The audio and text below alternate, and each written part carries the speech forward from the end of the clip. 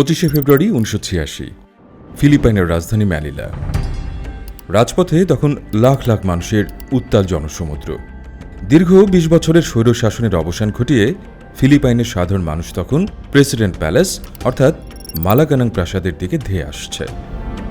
উপায় না দেখে স্বৈরশাসক ফার্দিনান্দ মার্কোস এবং তার স্ত্রী ইমেলদা মার্কোস মার্কিন যুক্তরাষ্ট্রের সহায়তায় দুটি হেলিকপ্টারে করে দেশ ছেড়ে হাওয়াই দ্বীপে পালিয়ে যান। মার্কোস পালিয়ে যাওয়ার পর যখন সাধারণ মানুষ এবং নতুন সরকার প্রাসাদে প্রবেশ করল, তারা হতবাক হয়ে গেল। প্রাসাদের ভেতরের জাঁকজমক ছিল কল্পনাতীত, কিন্তু রাষ্ট্রীয় কোষাগার ছিল প্রায় শূন্য। তদন্তে বেরিয়ে এলো এক ভয়ঙ্কর তথ্য। দীর্ঘ 2 দশকের শাসনামলে মার্কোস পরিবার ফিলিপাইনের সাধারণ মানুষের প্রায় 5 থেকে 10 বিলিয়ন ডলার লুট করেছে। কিন্তু এত বিপুল পরিমাণ অর্থ কোথায় গেল? দেশের ভেতরে তো এত টাকা লুকিয়ে রাখা সম্ভব নয়। আন্তর্জাতিক তদন্তকারী দল যখন এই অর্থের ট্রেইল খুঁজতে শুরু করল, তখন সমস্ত রাস্তার শেষ গন্তব্য গিয়ে ঠেকল ইউরোপের একটি ছোট, সুন্দর এবং বরফে ঢাকা পাহাড়ি দেশে, সুইজারল্যান্ড। জানা গেল মার্কোস তার লুণ্ঠিত অর্থের একটি বিশাল অংশ উইলিয়াম স্যান্ডার্স এবং জেন রায়ান ছদ্মনামে সুইস ব্যাংকগুলোতে লুকিয়ে রেখেছেন। শুধু ফার্দিনান্দ মার্কোস নন, হাইতির স্বৈরশাসক জ্যাঁ-ক্লদ দুভালিয়ার, জায়ার অর্থাৎ বর্তমান কঙ্গোর মোবুতু সেসে সেকো, নাইজেরিয়ার সানি আবাচা থেকে শুরু করে পৃথিবীর নানা প্রান্তের দুর্নীতিবাজ রাজনীতিবিদ, মাফিয়া ডন, অস্ত্র ব্যবসায়ী এবং কর ফাঁকি দেয়া বিলিয়নিয়ারদের কালো টাকার সবচেয়ে নিরাপদ স্বর্গরাজ্য হিসেবে দশকের পর দশক ধরে ব্যবহৃত হয়ে আসছে সুইজারল্যান্ডের ব্যাংকগুলো। কিন্তু কেন? পৃথিবীর এত দেশ থাকতে সবাই কেন সুইজারল্যান্ডেই তাদের অবৈধ অর্থ লুকিয়ে রাখতে চায়? সুইস ব্যাংকগুলোর এমন কি জাদু বা বিশেষ ক্ষমতা আছে, যার ফলে তারা চাইলেই বিশ্বের যে কোনো দেশের সরকারের রক্তচক্ষুকে উপেক্ষা করতে পারে? কিভাবে একটি ছোট দেশ পুরো বিশ্বের কালো টাকার সবচেয়ে বড় ভল্টে পরিণত হলো? আর বর্তমানে আধুনিক বিশ্বে এসে সুইস ব্যাংকের সেই দুর্ভেদ্য গোপনীয়তার দুর্গ কি সত্যি ভেঙে পড়েছে, নাকি তারা কালো টাকা লুকাতে নতুন কোনো পথ আবিষ্কার করেছে? এসব প্রশ্নেরই উত্তর জানার চেষ্টা করব আদ্যপান্তর আজকের পর্বে।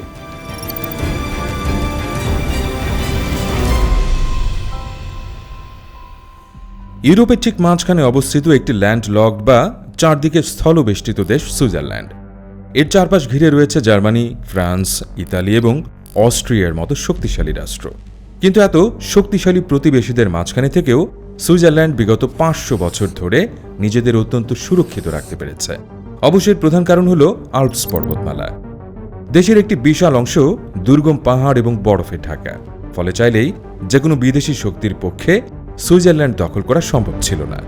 কিন্তু শুধু পাহাড় দিয়ে তো আর দেশ রক্ষা করা যায় না, তাই সুইজারল্যান্ড গ্রহণ করেছিল এক অদ্ভুত এবং অত্যন্ত চতুর ভূরাজনৈতিক নীতি, অর্থাৎ চিরস্থায়ী নিরপেক্ষতার নীতি।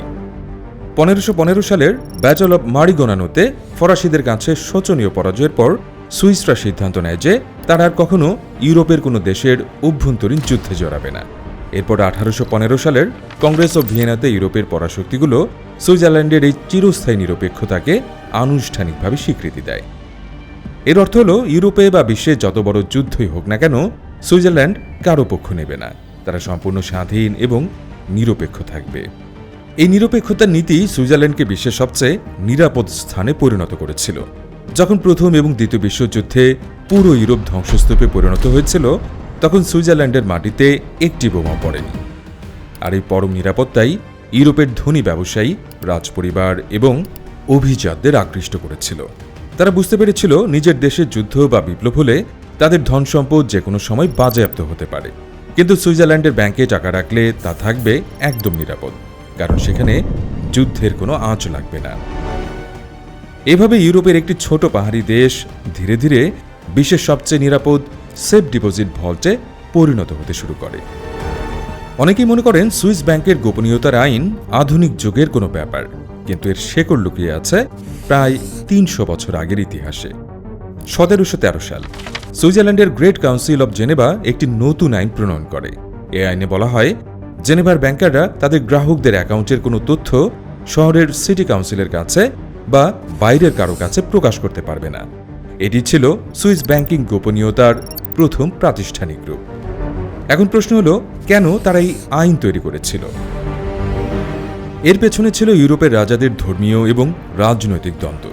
সে সময় ফ্রান্সের রাজারা ছিলেন ক্যাথলিক খ্রিস্টান, আর সুইজারল্যান্ডের জেনেভা ছিল প্রোটেস্ট্যান্ট খ্রিস্টানদের শক্ত ঘাঁটি। ফরাসি রাজাদের বিলাসবহুল জীবনযাপন এবং যুদ্ধ চালানোর জন্য প্রচুর অর্থের প্রয়োজন হতো। তারা জেনেভার ধনী প্রোটেস্ট্যান্ট ব্যাংকারদের কাছ থেকে বিপুল পরিমাণ ঋণ নিতেন।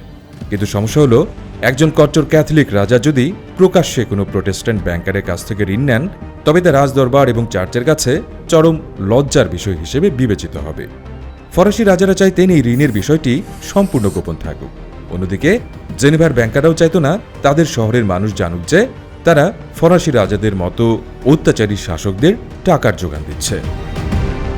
আসলে উভয় পক্ষেরই এই গোপনীয়তার প্রয়োজন ছিল, আর সেই প্রয়োজন থেকে জন্ম নিয়েছিল ব্যাংকার এবং ক্লায়েন্টের মধ্যকার চূড়ান্ত গোপনীয়তার চুক্তি।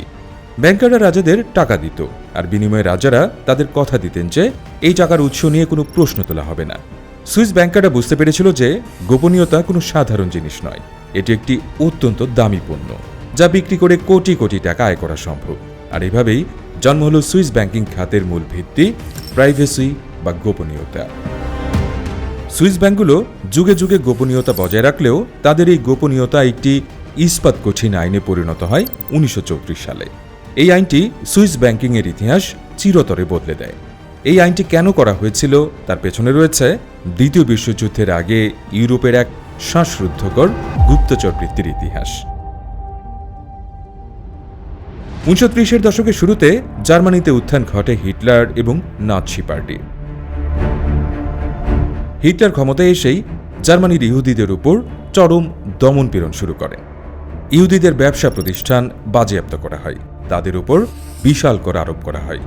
ভয়ঙ্কর বিপদের আঁচ পেয়ে জার্মানির অনেক ধনী ইহুদি তাদের জীবন এবং সম্পদ বাঁচাতে নিজেদের পুঁজি সুইজারল্যান্ডের ব্যাংকগুলোতে পাচার করতে শুরু করেন। এদিকে নাৎসি গুপ্তচর সংস্থা গেস্টাপো এই বিষয়টি জানতে পারে। হিটলারের সরকার আইন করে যে কোনো জার্মান নাগরিক বিদেশে টাকা রাখতে পারবে না। গেস্টাপোর এজেন্টরা সাধারণ ব্যাংক গ্রাহক সেজে সুইজারল্যান্ডের বিভিন্ন ব্যাংকে গিয়ে জার্মান নাগরিকদের অ্যাকাউন্টের তথ্য বের করার চেষ্টা করতে থাকে। তারা সুইস ব্যাংকারদের ঘুষ দেওয়ার এবং ভয় দেখানোর চেষ্টাও করে। এমনকি নাৎসি সরকার সুইজারল্যান্ডকে হুমকি দেয় যে তারা যদি ইহুদিদের টাকার তথ্য না দেয় তবে সুইজারল্যান্ড আক্রমণ করা হবে। এই চরম হুমকির মুখে সুইজারল্যান্ড এক অদ্ভুত এবং মাস্টার স্ট্রোক চাল দেয়।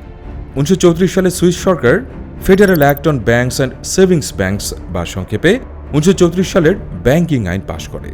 এই আইনের 47 নম্বর অনুচ্ছেদে বলা হয়, কোনো সুইস ব্যাংকার যদি তার গ্রাহকের পরিচয় বা অ্যাকাউন্টের তথ্য বাইরের কোনো ব্যক্তি, বিদেশি সরকার, এমনকি সুইজারল্যান্ডের নিজস্ব পুলিশ বা গোয়েন্দা সংস্থার কাছে প্রকাশ করে, তবে তা একটি মারাত্মক ফৌজদারি অপরাধ হিসেবে গণ্য হবে। এই অপরাধের শাস্তি হবে কারাদণ্ড এবং বিপুল পরিমাণ জরিমানা। অর্থাৎ ব্যাংক গ্রাহকের গোপনীয়তা ফাঁস করাকে খুন বা ডাকাতির মতো একটি ভয়ঙ্কর অপরাধ হিসেবে আইনি স্বীকৃতি দেওয়া হলো। সুইস সরকার যুক্তি দিল যে নাৎসিদের হাত থেকে নিরীহ ইহুদিদের সম্পদ বাঁচাতেই তারা এই আইন করেছে। কিন্তু মুদ্রার উল্টো পিঠ ছিল আরও ভয়ঙ্কর।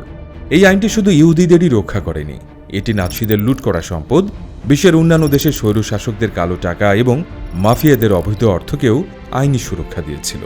কারণ আইন অনুযায়ী ব্যাংকার তার গ্রাহককে তা দেখতে বাধ্য নয়। ব্যাংকারের একমাত্র কাজ হল গ্রাহকের পরিচয় গোপন রাখা। মূলত 1934 সালের এই আইনের কারণেই সুইস ব্যাংকগুলো পৃথিবীর সব অপরাধী এবং দুর্নীতিবাজদের তীর্থস্থানে পরিণত হল। তবে সুইস ব্যাংকের ইতিহাসের সবচেয়ে অন্ধকার এবং বিতর্কিত অধ্যায়টি রচিত হয় দ্বিতীয় বিশ্বযুদ্ধের সময়। সুইজারল্যান্ড যুদ্ধে নিরপেক্ষ থাকার দাবি করলেও তারা আদতে যুদ্ধের দুই পক্ষের সাথেই বিশাল অঙ্কের ব্যবসা করেছিল, আর এই ব্যবসার কেন্দ্রবিন্দুতে ছিল সুইস ন্যাশনাল ব্যাংক এবং বাণিজ্যিক ব্যাংকগুলো। হিটলার যখন একে একে ইউরোপের বিভিন্ন দেশ, পোল্যান্ড, ফ্রান্স, বেলজিয়াম, নেদারল্যান্ডস দখল করছিলেন, তখন নাৎসি বাহিনী সেসব দেশের কেন্দ্রীয় ব্যাংকগুলো থেকে শত শত টন স্বর্ণ লুট করে। শুধু তাই নয়, কনসেন্ট্রেশন ক্যাম্পে যে লাখ লাখ ইহুদিকে হত্যা করা হয়েছিল, তাদের হাতের সোনার আংটি, গলার চেইন, এমনকি দাঁতের সোনার পাটি পর্যন্ত গলিয়ে সোনার বার বা বিস্কুট তৈরি করেছিল নাৎসিরা। নাৎসিদের এই লুট করা বিপুল পরিমাণ স্বর্ণ ইতিহাসে নাজি গোল্ড নামে পরিচিত। কিন্তু হিটলারের এই স্বর্ণের কোনো মূল্য ছিল না যতক্ষণ না তা আন্তর্জাতিক বাজারে বিক্রি করে যুদ্ধের জন্য প্রয়োজনীয় কাঁচামাল যেমন টাংস্টেন, লোহা বা তেল কেনা যাচ্ছে। আর বিশ্বের কোনো দেশ নাৎসিদের এই রক্তমাখা স্বর্ণ কিনতে রাজি ছিল না।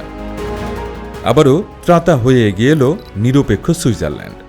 সুইস ব্যাংকগুলো নাৎসিদের কাছ থেকে সেই লুট করা স্বর্ণ কিনে নেয় এবং তার বিনিময়ে নাৎসিদের সুইস ফ্রাঙ্ক নামক হার্ড কারেন্সি বা মুদ্রা দিচ্ছিল। এই সুইস ফ্রাঙ্ক দিয়ে হিটলার পর্তুগাল, স্পেন এবং সুইডেনের কাছ থেকে যুদ্ধের প্রয়োজনীয় সরঞ্জাম কিনেছিলেন। অর্থাৎ পরোক্ষভাবে সুইস ব্যাংকগুলোই নাৎসি জার্মানির যুদ্ধযন্ত্রকে সচল রেখেছিল। এদিকে যুদ্ধ শেষ হওয়ার পর ঘটে আরেকটি অমানবিক ঘটনা। যে লাখ লাখ ইহুদি কনসেন্ট্রেশন ক্যাম্পে মারা গিয়েছিল তাদের অনেকের অ্যাকাউন্ট ছিল সুইস ব্যাংকে। যুদ্ধের পর হলোকাস্টে বেঁচে যাওয়া সেসব ইহুদিদের বংশধররা যখন তাদের মৃত আত্মীয়দের টাকা দাবি করতে সুইস ব্যাংকগুলোতে যায়, তখন তারা ডেথ সার্টিফিকেট বা মৃত্যুর প্রমাণপত্র দাবি করে বসে। কিন্তু কনসেন্ট্রেশন ক্যাম্পে গ্যাস চেম্বারে মারা যাওয়া কোনো মানুষের ডেথ সার্টিফিকেট থাকা তো অসম্ভব। ফলে সুইস ব্যাংকগুলো সেই ডরম্যান্ট বা ঘুমন্ত অ্যাকাউন্টগুলোর কোটি কোটি ডলার আত্মসাৎ করে নেয়। 1990-এর দশকের শেষ দিকে এসে যখন আন্তর্জাতিক চাপ তৈরি হয়, তখন সুইস ব্যাংকগুলো বাধ্য হয়ে হলোকাস্টের শিকার পরিবারগুলোকে প্রায় $1.25 বিলিয়ন ক্ষতিপূরণ দিয়ে বিষয়টি ধামাচাপা দেয়। এই ঘটনা প্রমাণ করে যে সুইস ব্যাংকগুলো নিরপেক্ষতা এবং গোপনীয়তার আড়ালে লুকিয়েছিল কতটা ভয়ঙ্কর ব্যবসায়িক লোভ। এখন আসা যাক আরেকটি গুরুত্বপূর্ণ প্রশ্নে। প্রশ্নটি হচ্ছে, আপনি কি চাইলেই সুইস ব্যাংকে অ্যাকাউন্ট খুলতে পারবেন? সেই সাথে সুইস ব্যাংকের নাম্বারড অ্যাকাউন্ট পদ্ধতি কিভাবে কাজ করে?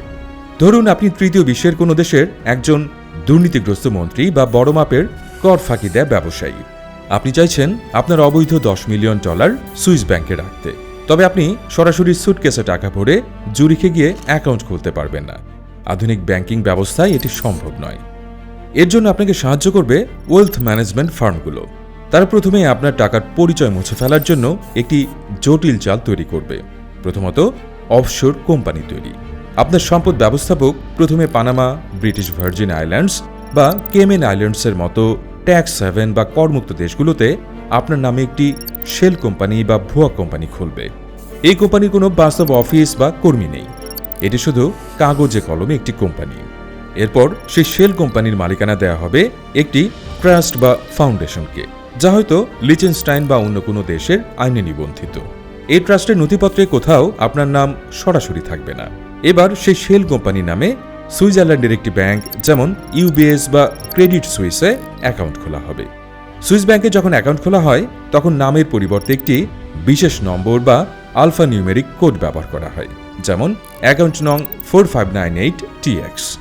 ব্যাংকের সাধারণ কর্মচারীরা জানবে যে এই অ্যাকাউন্টটি একটি পানামার শেল কোম্পানির। এই শেল কোম্পানির আসল মালিক যে আপনি, এই তথ্যটি শুধু ব্যাংকের শীর্ষ 2-1 কর্মকর্তা বা রিলেশনশিপ ম্যানেজারের কাছেই অত্যন্ত সুরক্ষিত একটি ভল্টে সাধারণ কাগজে লিখিত অবস্থায় তালাবদ্ধ থাকবে। ব্যাংকের মূল কম্পিউটার সিস্টেমেও আপনার আসল নাম থাকবে না। এটাই হলো বিখ্যাত নাম্বারড অ্যাকাউন্ট। ফলে যদি আপনার দেশের দুর্নীতি দমন কমিশন বা পুলিশ সুইস ব্যাংকের কাছে আপনার নাম দিয়ে তথ্য জানতে চায়, ব্যাংক খুব সহজে বলে দেবে এই নামে তাদের কাছে কোনো অ্যাকাউন্ট নেই, কারণ কাগজে কলমে অ্যাকাউন্টটি আপনার নামে নয়, বরং পানামার একটি ভুয়া কোম্পানির নামে। এই নিশ্ছিদ্র বলয় ভেদ করে একজন দুর্নীতিবাজের আসল পরিচয় বের করা আন্তর্জাতিক গোয়েন্দা সংস্থাগুলোর জন্য প্রায় অসম্ভব একটি কাজ ছিল। কিন্তু 2008 সালের দিকে এসে সুইস ব্যাংকের এই দুর্গে প্রথমবারের মতো ভয়ঙ্কর এক ফাটল দেখা দেয়, আর এই আঘাতটি করেছিল বিশ্বের সবচেয়ে ক্ষমতাধর দেশ মার্কিন যুক্তরাষ্ট্র। 2007-2008 সালে আমেরিকায় শুরু হয় ভয়াবহ সাবপ্রাইম মর্টগেজ সংকট বা অর্থনৈতিক মন্দা। মার্কিন অর্থনীতি যখন ধসে পড়ছে, তখন মার্কিন ডিপার্টমেন্ট অব জাস্টিস এবং অভ্যন্তরীণ রাজস্ব সংস্থা IRS অর্থের সন্ধানে মরিয়া হয়ে ওঠে। তারা জানতে পারে হাজার হাজার আমেরিকান বিলিয়নিয়ার এবং প্রতিষ্ঠান সুইস ব্যাংকগুলোতে টাকা লুকিয়ে রেখে আমেরিকা সরকারকে বিলিয়ন বিলিয়ন ডলার কর ফাঁকি দিচ্ছে। বিশেষ করে সুইজারল্যান্ডের সবচেয়ে বড় ব্যাংক ইউবিএস এর বিরুদ্ধে আমেরিকা সরাসরি তদন্ত শুরু করে, কিন্তু সুইস আইন অনুযায়ী ইউবিএস আমেরিকার কাছে কোনো গ্রাহকের তথ্য দিতে বাধ্য ছিল না। ঠিক এই সময় দৃশ্যপটে আবির্ভূত হন ব্র্যাডলি বার্কেনফেল্ড নামের একজন হুইসেল ব্লোয়ার। বার্কেনফেল্ড ছিলেন ইউবিএস ব্যাংকেরই একজন সাবেক রিলেশনশিপ ম্যানেজার। তিনি মার্কিন গোয়েন্দা সংস্থাগুলোকে জানান যে ইউবিএস ব্যাংক কিভাবে অত্যন্ত পরিকল্পিতভাবে মার্কিন ধনকুবেরদের কর ফাঁকি দিতে সাহায্য করছে। তিনি জানান সুইস ব্যাংকাররা টুথপেস্টের টিউবের ভেতরে করে হীরা লুকিয়ে আমেরিকায় নিয়ে আসত ক্লায়েন্টদের দেওয়ার জন্য। তারা আর্ট গ্যালারিতে ভুয়া চিত্রকর্ম কেনার মাধ্যমে কোটি কোটি ডলার পাচার করত। বার্কেনফেল্ডের দেওয়া প্রমাণের ভিত্তিতে মার্কিন সরকার ইউবিএস ব্যাংকের উপর ভয়ঙ্কর চাপ দিতে শুরু করে। আমেরিকা হুমকি দেয় যে ইউবিএস যদি তাদের মার্কিন গ্রাহকদের তথ্য না দেয় তবে আমেরিকায় ইউবিএস ব্যাংকের লাইসেন্স বাতিল করা হবে এবং মার্কিন ডলারের ক্লিয়ারিং সিস্টেমে সুইস ব্যাংকগুলোর প্রবেশাধিকার বন্ধ করে দেওয়া হবে। সুইস ব্যাংকগুলোর জন্য ডলার সিস্টেমে এক্সেস হারানো মানে আক্ষরিক অর্থে মৃত্যু, কারণ আন্তর্জাতিক বাণিজ্যের প্রায় সবটাই ডলারে হয়ে থাকে। মার্কিন যুক্তরাষ্ট্রের এই ভয়ঙ্কর হুমকির সামনে সুইজারল্যান্ড শেষ পর্যন্ত মাথা নত করতে বাধ্য হয়। 2009 সালে ইউবিএস ব্যাংক মার্কিন সরকারকে $780 মিলিয়ন জরিমানা দেয় এবং প্রায় 4500 জন মার্কিন কর ফাঁকিদাতার গোপন অ্যাকাউন্টের তথ্য আইআরএস এর হাতে তুলে দেয়। এটি ছিল সুইস ব্যাংকিং ইতিহাসের সবচেয়ে বড় পরাজয়। প্রায় 300 বছর ধরে চলে আসা যে গোপনীয়তার অহংকার সুইসদের ছিল তা মার্কিন আইনের সামনে তাসের ঘরের মতো ভেঙে পড়ে। পরবর্তীতে মার্কিন যুক্তরাষ্ট্র ফাটকা নামে একটি আইন পাশ করে, যার ফলে বিশ্বের যে কোনো দেশের ব্যাংক যদি মার্কিন ডলারের লেনদেন করতে চায় তবে তাদের অবশ্যই মার্কিন নাগরিকদের ব্যাংক অ্যাকাউন্টের তথ্য মার্কিন সরকারকে জানাতে হবে।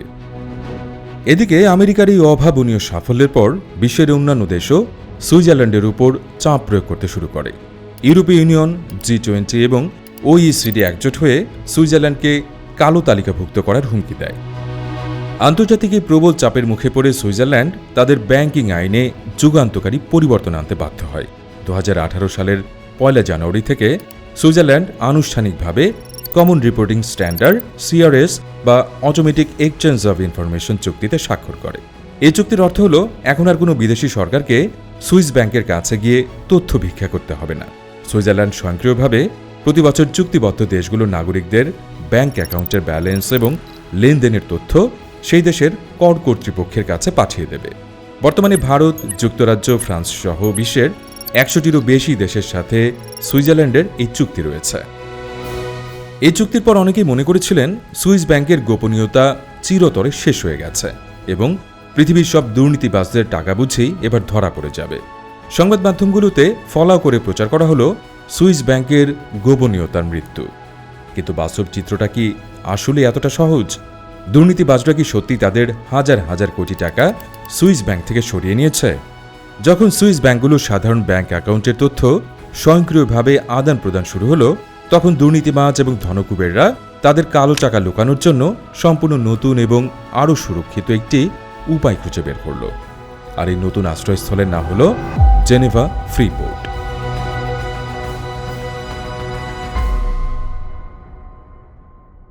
ফ্রি পোর্ট বা মুক্ত বন্দর মূলত এমন একটি ওয়্যার হাউস বা বিশাল গোডাউন যা দেশের মূল শুল্ক সীমানার বাইরে অবস্থিত। এই ফ্রি পোর্টগুলোতে কোনো পণ্য রাখলে তার উপর কোনো ট্যাক্স বা কর দিতে হয় না, যতক্ষণ না সেই পণ্যটি দেশের ভেতরে প্রবেশ করছে। সুইজারল্যান্ডের জেনেভা এয়ারপোর্টের কাছে অবস্থিত এই ফ্রি পোর্টগুলো এখন বিশ্বের সবচেয়ে বড় এবং গোপন ট্যাক্স ফ্রি ভল্টে পরিণত হয়েছে। দুর্নীতিবাজরা এখন আর সুইস ব্যাংকে নগদ টাকা রাখেন না, তারা তাদের অবৈধ টাকা দিয়ে পিকাসো, ভ্যান গগ বা লিওনার্দো দা ভিঞ্চির মতো বিখ্যাত শিল্পীদের দুর্লভ চিত্রকর্ম, সোনার বার, দুষ্প্রাপ্য হীরা, প্রাচীন প্রত্নতাত্ত্বিক নিদর্শন এবং ভিন্টেজ ওয়াইন কিনে নেয়। এরপর সেই মহামূল্যবান সম্পদগুলো জেনেভা ফ্রি পোর্টের কড়া নিরাপত্তায় মোড়ানো ভল্টে রেখে দেওয়া হয়। মজার বিষয় হলো এই ফ্রি পোর্টগুলোতে রাখা সম্পদের কোনো তথ্য অটোমেটিক এক্সচেঞ্জ অফ ইনফরমেশন চুক্তির আওতায় পড়ে না, কারণ এগুলো কোনো ব্যাংক অ্যাকাউন্ট বা নগদ অর্থ নয়, এগুলো হলো ফিজিক্যাল অ্যাসেট। বলা হয় জেনেভা ফ্রি পোর্টের ভেতরে এত পরিমাণ মাস্টারপিস চিত্রকর্ম লুকিয়ে রাখা আছে যা পুরো বিশ্বের যে কোনো বিখ্যাত মিউজিয়ামের চেয়েও বড়। একটি চিত্রকর্ম হয়তো গত 50 বছরে ফ্রি পোর্টের ভর থেকে একবারের জন্য বের হয়নি, কিন্তু এর মধ্যেই ফ্রি পোর্টের ভেতরে বসে কাগজে কলমে সেটি 3 বার বিক্রি হয়ে গেছে এবং মিলিয়ন মিলিয়ন ডলার হাতবদল হয়ে গেছে সম্পূর্ণ করমুক্তভাবে এবং সম্পূর্ণ গোপনে। এছাড়া শেল কোম্পানি এবং ট্রাস্টের যে জটিল কাঠামোর কথা আগে বলেছিলাম, আধুনিক দুর্নীতিবাজরা এখন আরও এক ধাপ এগিয়ে ক্রিপ্টোকারেন্সি এবং রিয়েল এস্টেটের মাধ্যমে সুইস রিয়েল এস্টেট মার্কেটে টাকা ঢালছে, যা ট্র্যাক করা সাধারণ সরকারের পক্ষে প্রায় অসম্ভব। অর্থাৎ সুইস ব্যাংকের সেই পুরনো নাম্বারড অ্যাকাউন্টের মিথ হয়তো ভেঙে গেছে, কিন্তু সুইজারল্যান্ডের মাটিতে কালো টাকা লুকানোর ব্যবস্থা সম্পূর্ণ শেষ হয়ে যায়নি, বরং তা নগদ অর্থ থেকে রূপান্তরিত হয়ে চিত্রকর্ম, সোনা এবং ট্রাস্ট ফান্ডের মতো আরও জটিল এবং অদৃশ্য রূপ ধারণ করেছে। সুইস ব্যাংকগুলো নিয়ে পৃথিবীর মানুষের কৌতূহলের শেষ নেই। একটি ছোট রাষ্ট্র কিভাবে যুগের পর যুগ ধরে পুরো বিশ্বের অর্থ ব্যবস্থাকে বৃদ্ধাঙ্গুলি দেখিয়ে নিজেদের একটি দুর্ভেদ্য দুর্গ হিসেবে টিকে রেখেছে তা ভূরাজনৈতিক এবং অর্থনৈতিক ইতিহাসের এক চরম বিস্ময়। 1934 সালের সেই গোপনীয়তার আইন একসময় সুইজারল্যান্ডকে বিশ্বের সবচেয়ে ধনী দেশগুলোর একটিতে পরিণত করেছিল, কিন্তু এর পাশাপাশি বিশ্বের অগণিত দরিদ্র দেশের রক্ত চুষে নেয়া স্বৈরশাসক, দুর্নীতিবাজ মন্ত্রী এবং মাফিয়াদের নিরাপদ আশ্রয়স্থল হিসেবে এই ব্যাংকগুলো যে নৈতিক স্খলন দেখিয়েছে তা মানব ইতিহাসের এক অন্ধকার দিক। আজ হয়তো আন্তর্জাতিক চাপে পড়ে সুইজারল্যান্ড কিছুটা স্বচ্ছ হতে বাধ্য হয়েছে, কিন্তু এই চরম পুঁজিবাদের যুগে যেখানে অর্থের শক্তি শেষ কথা বলে, সেখানে কালো টাকা লুকানোর নতুন নতুন পথ যে তারা ভবিষ্যতে আবিষ্কার করবে না তা নিশ্চিত করে বলা যায় না। কারণ যতদিন পৃথিবীতে লোভ এবং দুর্নীতির অস্তিত্ব থাকবে, ততদিন সুইস ব্যাংক বা জেনেভা ফ্রি পোর্টের মতো কোনো না কোনো নিরাপদ স্বর্গের সন্ধান দুর্নীতিবাজরা ঠিকই খুঁজে বের করবে।